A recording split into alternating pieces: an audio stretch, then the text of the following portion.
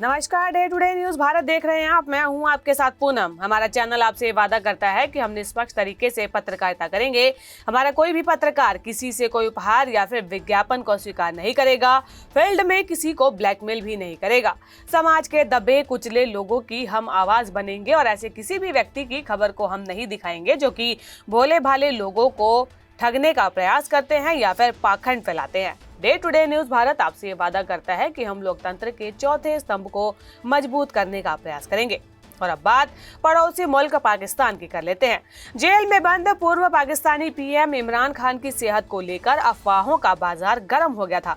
दावा किया जा रहा था कि जेल में उनकी हत्या कर दी गई है। तो वहीं अब इस खबर में कितनी सच्चाई है ये तो जांच का विषय है।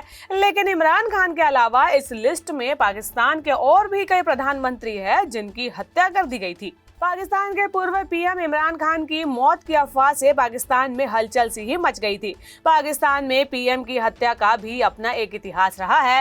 हालांकि इस बार इमरान खान की अफवाह भले ही झूठी हो, लेकिन इससे पहले पाकिस्तान के कई पीएम ऐसे हैं जिनकी हत्या कर दी गई थी।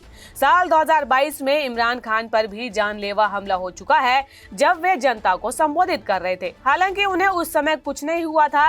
इसके अलावा उस मुल्क में खुलेआम हमले होते देखे गए हैं। पाकिस्तान की पीएम रह चुकी बेनजीर भुट्टो की गोली मारकर हत्या कर दी गई थी। 27 दिसंबर 2007 में चुनावी रैली में कार के सनरूफ से बाहर खड़े होकर जनता से वे मुलाकात कर रही थी।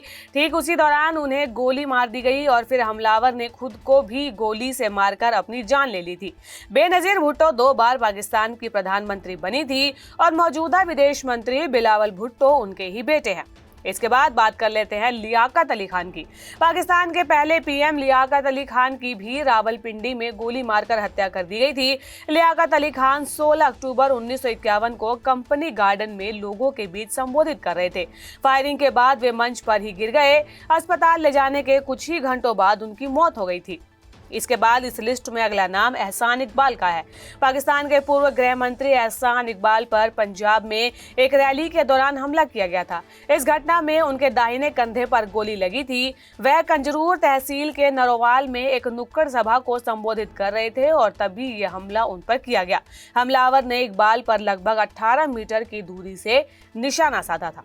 इमरान खान पाकिस्तान के प्रधानमंत्री रह चुके हैं और इससे पहले पाकिस्तान को क्रिकेट विश्व कप दिलाने वाली टीम के कैप्टन भी रहे थे। अगस्त 2023 में इस्लामाबाद की कोर्ट ने उन्हें भ्रष्टाचार के एक मामले में दोषी ठहराया था और इसके बाद से पिछले 2 साल से वे जेल में हैं। इस फैसले ने उन पर अगले 5 साल तक कोई भी पद संभालने पर रोक लगा दी थी। जनवरी 2025 में खान को जमीन के भ्रष्टाचार के लिए 14 साल जेल की सजा सुनाई गई थी। उनकी पत्नी बुशरा बीबी को भी इसी मामले में 7 साल जेल की सजा सुनाई गई थी। उम्र कैद की सजा इमरान खान को वहीं सुनाई गई थी जहां वे 2023 से बंद थे। इमरान खान को भ्रष्टाचार के एक मामले में 3 साल जेल की सजा सुनाई गई। चुनाव आयोग ने खान पर आरोप लगाया कि उन्होंने 2018 से लेकर 2022 के अपने प्रधानमंत्री काल का दुरुपयोग करते हुए विदेश यात्राओं के दौरान प्राप्त सरकारी उपहारों की अवैध रूप से खरीद फरोख्त की थी, जिसकी कीमत तकरीबन 140 मिलियन पाकिस्तानी रुपए से अधिक थी। इन उपहारों में 7 घड़ियां शामिल है जिसमें से कि 6 रोलेक्स की थी। पाकिस्तान के सूचना मंत्री के द्वारा साझा की गई एक सूची के अनुसार सबसे महंगी एक मास्टर ग्राफ लिमिटेड एडिशन थी जिसकी कीमत 85 मिलियन पाकिस्तानी रुपए थी। इमरान खान ने प्रधानमंत्री रहते हुए अपनी पत्नी बुशरा बीवी और पीटीआई के कुछ अन्य नेताओं के साथ मिलकर अल कादिर यूनिवर्सिटी प्रोजेक्ट ट्रस्ट का गठन किया था। इसका उद्देश्य पाकिस्तान के पंजाब के सोहावा जिला झेलम में गुणवत्तापूर्ण शिक्षा प्रदान करने के लिए अल कादिर विश्वविद्यालय स्थापित करना था। आरोप है कि इस विश्वविद्यालय के लिए इमरान और उनकी पत्नी ने एक रेजिडेंशियल कॉम्प्लेक्स की जमीन गैर कानूनी तरीके से हड़प ली थी और इसके लिए दोनों ने पाकिस्तान के सबसे अमीर शख्सियत मलिक रियाज को धमकी भी दी थी। इमरान खान के 24 दिन पुरानी सोशल मीडिया पोस्ट कई अहम संकेत दे सकती है। एक ऐसे समय में जब पाकिस्तान के पूर्व प्रधानमंत्री इमरान खान के करोड़ों समर्थक उनकी सेहत से जुड़ी किसी भी खबर का बेसब्री से इंतजार कर रहे हैं, जब उनकी पार्टी के हजारों कार्यकर्ता और परिवार के सदस्य इमरान के इंतजार में सांसें थामे बैठे हैं और पार्टी के सहयोगी और परिजनों को उनकी एक झलक दिखने का, एक शब्द सुनने का इंतजार है। ऐसे में ट्विटर पर की गई एक पोस्ट जो है इस समय वायरल हो रही है। अब ये लगभग साफ है कि इमरान खान इस पोस्ट में किसकी ओर इशारा कर रहे हैं। वे इस पोस्ट में सिर्फ एक आदमी को जिम्मेदार ठहरा रहे हैं और वो है पाकिस्तान के सेना प्रमुख आसिम मुनीर। इमरान ने अपनी पोस्ट में 6 बार उनका जिक्र किया है। इमरान खान का अदियाला जेल से 5 नवंबर का संदेश बहुत ही विस्फोटक कहने वाला था। इस पोस्ट में खान ने दावा किया कि पाकिस्तान में संविधान या कानून का कोई शासन बचा नहीं है, वहां पर सिर्फ आसिम लॉ का राज चल रहा है। इमरान खान ने आसिम मुनीर पर अकेले पूरे देश को चलाने का आरोप लगाया। उन्होंने मुनीर को इतिहास का सबसे अत्याचारी तानाशाह बताया, जो कि सत्ता की अपनी भूख मिटाने के लिए कुछ भी कर सकता है। इमरान खान ने कहा था कि वो और उनकी पत्नी बुशरा बीवी हर तरह की क्रूरता का सामना कर रहे हैं, लेकिन वो ना झुकेंगे और ना ही हार मानेंगे। खान ने इस पोस्ट के अंत में कहा था कि सारी ताकत एक ही आदमी के हाथों में है। उनकी पार्टी पीटीआई उस कठपुतली सरकार से बातचीत नहीं करेगी जिसे वे प्रधानमंत्री शहबाज शरीफ की सरकार कहते हैं। इमरान खान ने मुनीर को इस दमन का जिम्मेदार ठहराया जिसमें कि बड़े पैमाने पर हिंसा और पीटीआई सदस्यों को निशाना बनाए जाने के आरोप शामिल थे। उनका दावा था कि शासन ने तो महिलाओं का ना सम्मान रखा है और ना ही बच्चों और बुजुर्गों पर दया दिखाई। खान का यह था कि उन्हें जेल में रखने के लिए जानबूझकर कानूनी सुनवाई रोकने के आदेश मुनीर की ओर से दिए जा रहे हैं। बता दें कि इमरान खान अगस्त 2023 से रावलपिंडी की अदियाला जेल में बंद है। पाकिस्तान में तख्ता पलट का इतिहास कोई नया नहीं है। भारत से अलग हो जाने के बाद पाकिस्तान कई बार राजनीतिक अस्थिरता का शिकार हुआ। यहाँ पर कई बार सेना ने एक चुनी हुई सरकार को गिराकर खुद के हाथ में कंट्रोल लिया है। पहली बार तख्ता पलट की घटना 1953 से 54 में देखने को मिली थी, जब गवर्नर जनरल गुलाम मोहम्मद ने प्रधानमंत्री ख्वाजा नजीमुद्दीन की सरकार को बर्खास्त कर दिया था।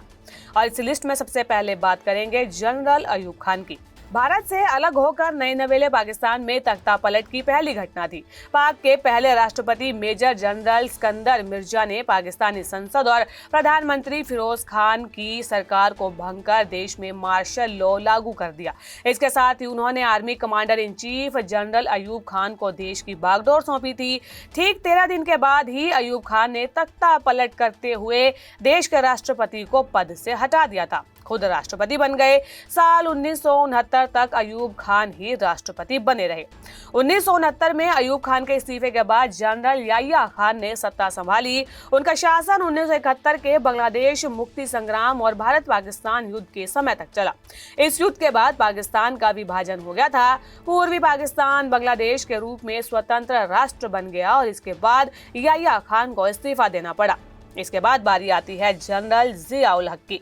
पाकिस्तान में दूसरा तख्ता पलट आर्मी चीफ जनरल जिया उल हक ने किया। 4 जून 1977 को जिया उल हक ने देश के प्रधानमंत्री जुल्फिकार अली भुट्टो को पद से हटा दिया, खुद सत्ता पर कब्जा कर लिया। भुट्टो को गिरफ्तार किया गया और बाद में 1989 में फांसी भी दे दी गई। इस तख्ता पलट को ऑपरेशन फेयर प्ले के नाम से जाना जाता है। जिया उल हक का शासन पाकिस्तान में संविधान के परे इस्लामी कानूनों को लागू करने और पाकिस्तानी राजनीति में इस्लामी तत्वों को बढ़ावा देने के लिए जाना जाता है। 1988 में उनकी एक विमान हादसे में मौत हुई और इसके बाद फिर चुनाव हुए। इसके बाद हम बात करेंगे जनरल परवेज मुशर्रफ की। जनरल परवेज मुशर्रफ ने 1999 में तत्कालीन प्रधानमंत्री नवाज शरीफ की निर्वाचित सरकार को तख्ता पलट के जरिए हटाकर पाकिस्तान पर शासन किया था।